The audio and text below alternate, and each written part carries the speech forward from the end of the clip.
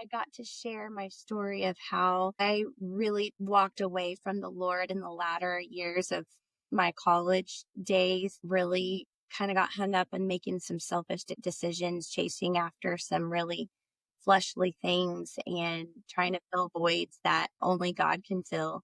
And ended up with the surprise blessing of Kinsley here and becoming a single mom pretty quickly right out the gate and all of the challenges that came with that. So I shared a little bit of my story and how the challenges that I walked through, the valleys, the highs in that podcast. And she doesn't even really fully realize it yet, but the Lord has used her story to touch so many lives. And I hope that he continues to do that.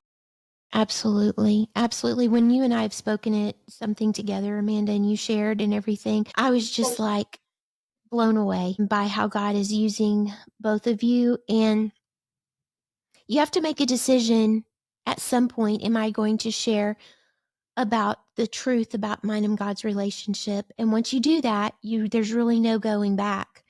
And when you make that choice, if God leads you to that, not everybody's supposed to talk about what we talk about or anything like that. But when God has you, says, would you please use this story to serve me?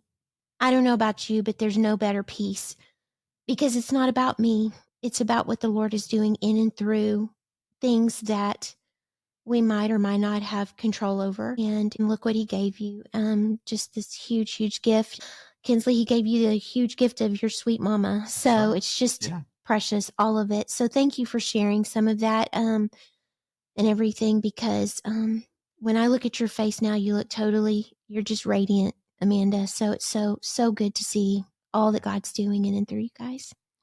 It's an amazing, amazing story, amazing journey you guys have been on, and how God has used all of that. And we want to make that accessible to all of our listeners and followers. So we'll connect you to that as well. Today, I want to give the background on this. A couple of weeks ago, Stacey and I were actually in the car driving together, and I had just earlier that day listened to a podcast, and this podcast was speaking particularly about, and I've been out of youth ministry long enough, Amanda, it was actually talking about youth ministry, and I'm like, man, things are really different. And I'm learning a lot. One of the things this podcaster said was, they didn't know a single family with teen girls that was not dealing with some level of mental health challenges.